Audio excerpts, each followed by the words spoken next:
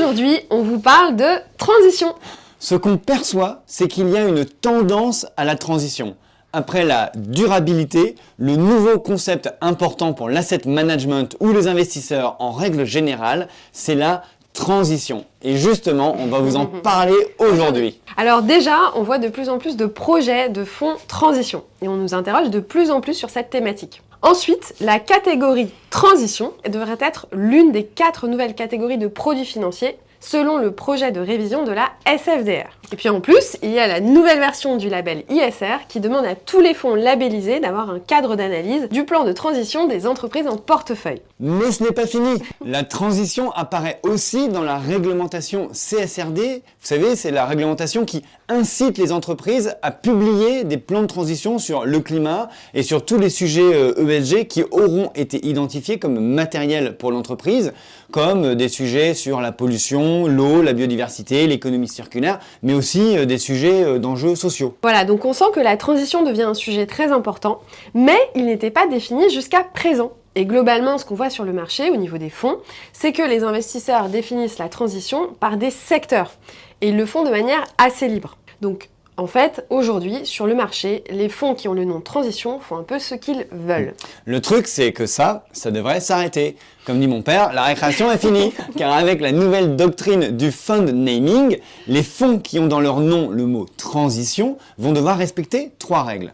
Première règle, le fonds n'a pas le droit d'investir dans certains secteurs. 2. 80% des investissements doivent être utilisés pour respecter certaines caractéristiques sociales ou environnementales. 3. Le fonds doit s'assurer que les investissements suivent une trajectoire claire et mesurable vers l'objectif de transition sociale ou environnementale. Ok, mais alors justement, sur le 3e critère, qu'est-ce que ça veut dire vraiment s'assurer que les investissements suivent une trajectoire claire et mesurable vers l'objectif de transition?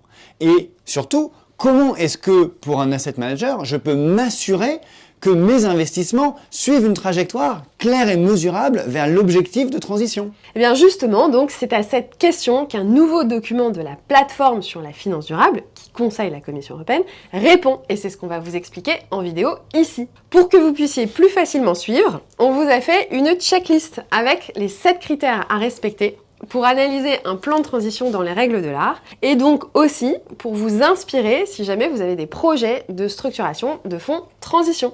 On va donc vous montrer 7 critères afin que vous puissiez vous assurer que vos investissements suivent une trajectoire claire et mesurable vers leur objectif de transition. Et pour que notre vidéo soit claire, on a pris l'exemple d'un plan de transition climatique classique. Notez qu'on aurait pu prendre d'ailleurs une autre thématique de transition, comme par exemple un plan de transition avec comme objectif la pollution, donc moins polluer, ou un plan de transition sur l'eau avec l'objectif de moins consommer d'eau, par exemple. Premier critère sur les 7 qu'on va vous présenter pour évaluer le plan de transition d'une entreprise. Commencez par vous assurer que le plan de transition contient des objectifs datés et chiffrés d'ici à 2030 et 2050, compatibles avec des grands référentiels. Pour le climat, par exemple, il faut des objectifs de décarbonation datés et chiffrés d'ici à 2030 et 2050, compatibles avec l'accord de Paris, le grand référentiel. Donc pour vous assurer que ce plan est solide, vérifiez que l'entreprise s'appuie sur des scénarios climatiques reconnus, comme par exemple ceux de l'Agence internationale de l'énergie ou du NGFS. J'insiste sur le fait que les investisseurs doivent vraiment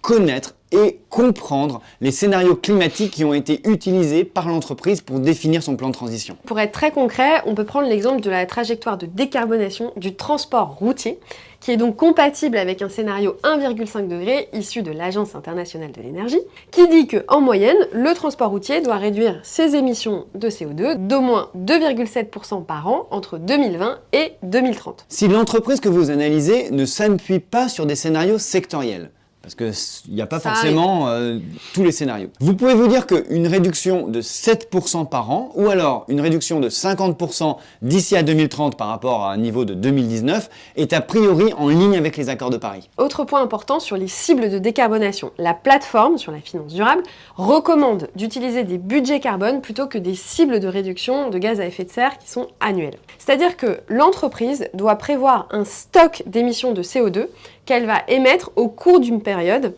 et à partir de laquelle elle va fixer des réductions annuelles. Par exemple, l'entreprise va dire qu'entre 2025 et 2030, elle va émettre 500 tonnes de CO2. Et elle va les décomposer, par exemple, 150 tonnes en 2025, 130 tonnes en 2026, 110 tonnes en 2027, et ainsi de suite, pour que ça fasse 500 au total. Le fait de s'engager sur des émissions en budget carbone permet vraiment aux investisseurs de mieux contrôler le respect des objectifs. Ouais, ce serait très bien. Mais bon, on va pas vous mentir, aujourd'hui, c'est pas tout à fait la pratique de marché. Sur la question des scopes 1, 2, 3, eh bien là, c'est pas tout à fait clair, on ne sait pas s'il faut inclure ou non le scope 3. En gros, la recommandation de la plateforme sur la finance durable, c'est d'inclure le scope 3, mais en même temps, la plateforme reconnaît que la donnée sur le scope 3 n'est pas du tout stabilisée. C'est jamais très clair. Non, donc on comprend que ça, c'est laissé au libre arbitre des investisseurs. Mais retenez que ce n'est pas parce que le plan de transition de l'entreprise ne contient pas le scope 3 qu'il est forcément mal fait. À propos du scope 3, nous on vous conseille déjà de regarder si le scope 3 est matériel, et puis si l'entreprise le prend en compte d'une façon ou d'une autre dans son plan, ou au moins y réfléchit. Deuxième critère pour évaluer le plan de transition, les leviers de décarbonation. C'est-à-dire les actions qui sont mises en place par l'entreprise pour déployer les objectifs de transition et leur contribution au plan de décarbonation de l'entreprise.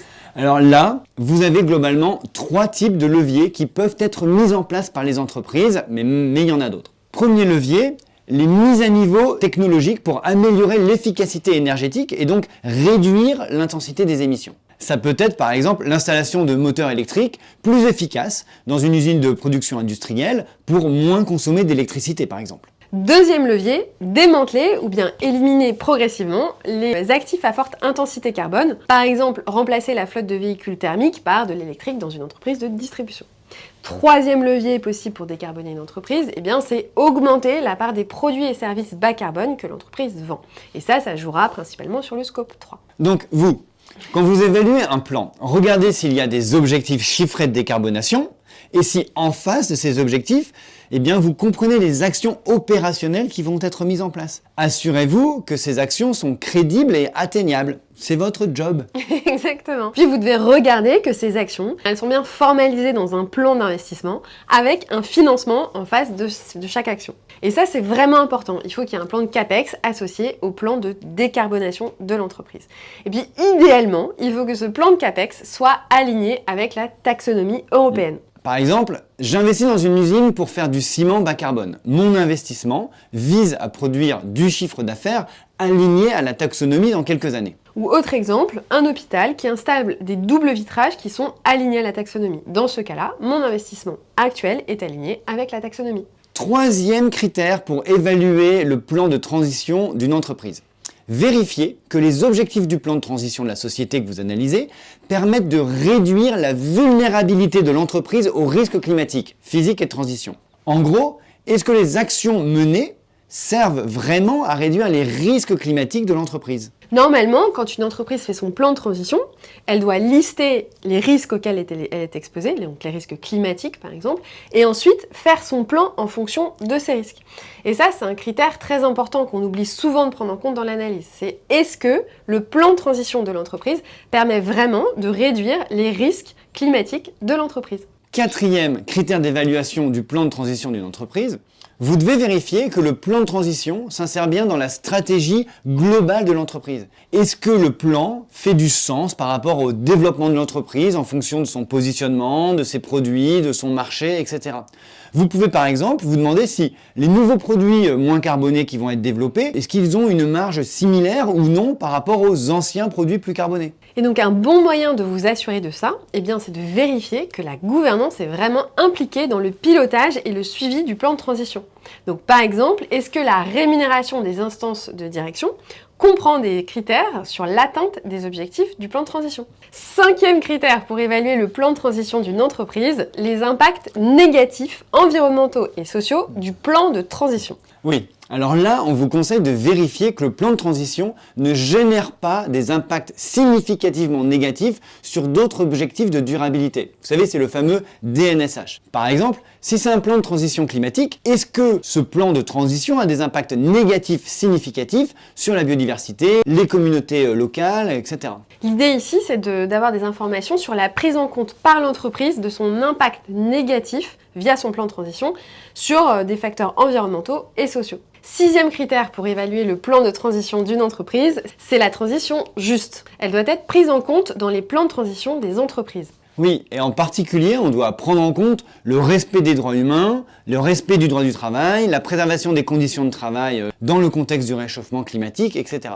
Ça, finalement, c'est un peu nouveau. On voit que les droits humains sont un critère qui est vraiment de plus en plus présent dans la réglementation finance durable, comme dans la réglementation CS3D pour ceux qui y connaissent. Enfin, 7e et dernier critère pour évaluer un plan de transition, eh bien, c'est la transparence.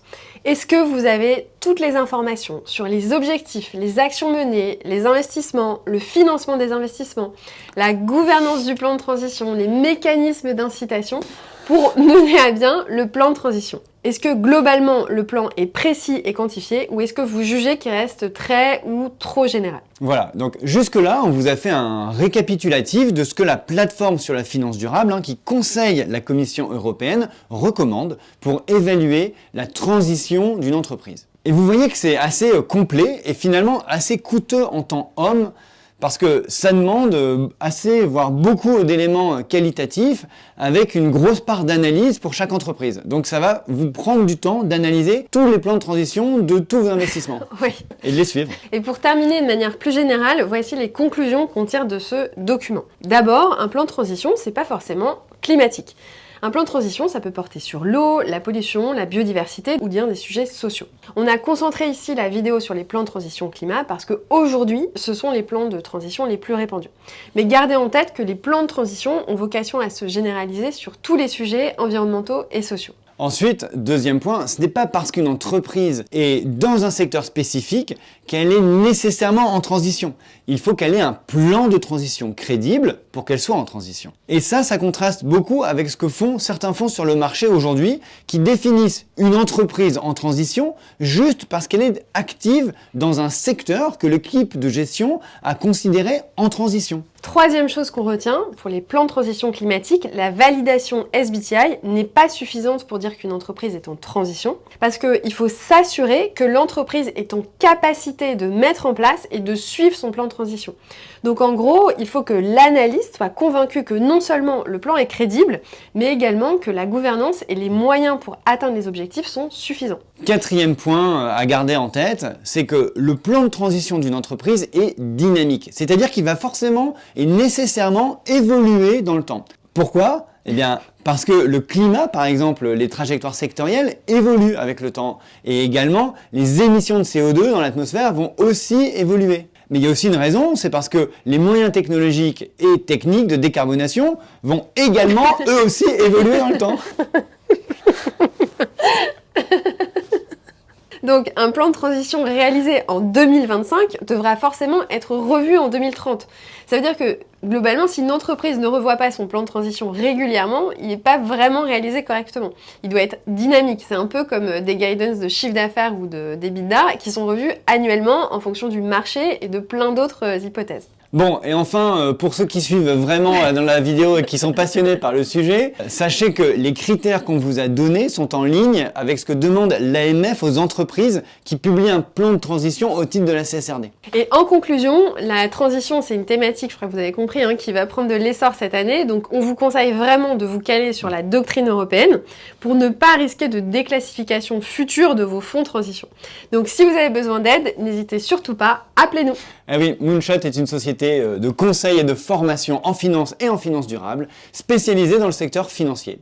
On vous accompagne sur tous vos sujets ESG, que ce soit dans des lancements de nouveaux produits, dans des stratégies, dans vos obligations réglementaires, et tout ça avec bonne humeur et très grand plaisir. Et puis si c'est des sujets qui vous intéressent, on a aussi une veille réglementaire qui traite tous les mois en détail des évolutions de la finance durable, qui, comme vous le savez, sont très nombreuses. Dans le cadre justement de cette veille réglementaire, on vous envoie 4-5 vidéos tous les mois et on organise des calls privés tous les mois en one-to-one avec chacun de nos abonnés pour parler du sujet de votre choix. Voilà, À bientôt. Allez, à bientôt.